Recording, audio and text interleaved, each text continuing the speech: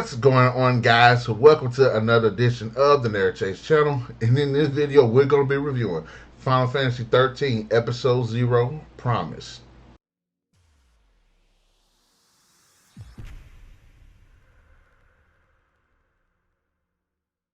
This story is a prequel to Final Fantasy XIII. And Final Fantasy XIII, I didn't like it initially at first, but going upon the second viewing of the game, I was actually really impressed with the world, the combat, and I actually liked the story.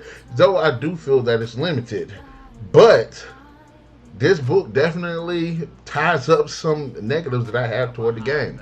First, I will say that this book is a great introduction to all of the characters. Now, the book serves as a prequel to the game, and it's basically the 13 days leading up to Final Fantasy XIII.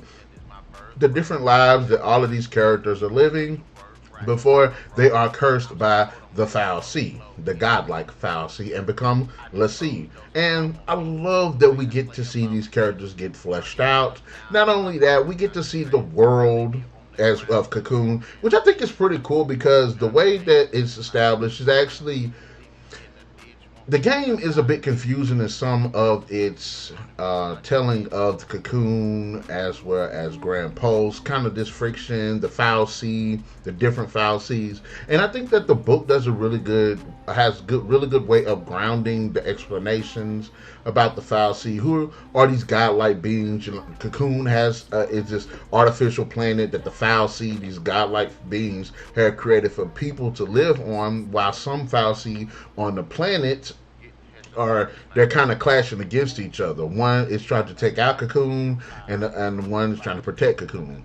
And there's people that live on Grand Pulse, which is teeming with monsters, and then there's the Foul Sea that protect the ones that's on Cocoon. So it does a great job of establishing the actual lore and the world building, kind of the day-to-day things as well. Because while reading, I was like, they shop and stuff like that. Like, I didn't really get that sense from the games because we don't really get a lot of time to see that stuff. But this actually dives more into it, the friction that's going on with like the rebels and stuff, and what these characters are doing, the relationships. Like, one of the most prominent things that while I reading was Lightning doesn't like Snow being with her sister Sarah. In the book, this book kind of dives more into her insight of why, and you see how Sarah kind of feels about Lightning, get more of her character fleshed out. How she feels about Snow, how Snow feels about it. Hope, the things he has to deal with between his parents and stuff. Zaz, his relationship to his son, how his son becomes l'Cie, as well as Sarah, how she becomes l'Cie. Just in terms of all of the setup, this book definitely does a great job of exploring the characters and setting up Final Fantasy XIII. Now, the book was written by Jun Eishima, but he wasn't by himself. The story was written by Jun Eishima, Matsumu Toriyama, and Dasaki Watanabe. I butchered every single one of them damn names. But I will say, I enjoyed the writing style. I enjoyed the reflection of the characters, the voice of the characters. I thought that they did really, really well with them. I thought that each story felt different based on those characters and the different circumstances. Like with Lightning being a part of the SciComm, you got Zaz being a pilot, Snow kind of being this rebel against SciComm. You know, it's just great. I love that they, as well as kind of Vanille and Fang, their presence, because they're from Grand Pulse and they come to Cocoon, but they're usually, if you're from Grand Pulse, they don't like you being there, so they try to kill you or get rid of you. If you're l'Cie, you know what I'm saying? It just dives into so many different aspects of the world, and it just feeds into the characters, and it just completely works.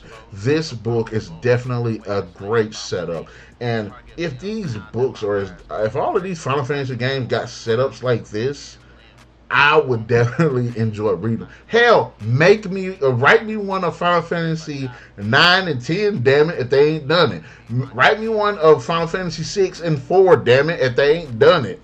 But I will say this was actually a really good read. I love the character insights. I like the stories, and I love the world building. I would definitely say Final Fantasy 13 Episode Zero Promise. It's a long ass title. Definitely deserves 4 out of 5. I was so engaged. The pacing to me was good enough to tell great these stories of these characters, giving them voice. I thought the writing was good, and I thought it was good. I had a really good pace. I just kept me engaged the entire time, and I got a new appreciation for Final Fantasy 13. So guess what game I'm going to probably be playing next? All right then, guys, in the comment section below, let me know. What are your thoughts? Have you read this book? Have you not read this book? Which one of the stories was your favorite? In fact, who's your favorite Final Fantasy 13 character? I would appreciate it if everybody didn't say Lightning, but that's probably what's going to be the most. But anyways, be sure to hit that like, share, subscribe, and that notification button to get the best of what we got going on this channel, and we'll definitely catch you guys later.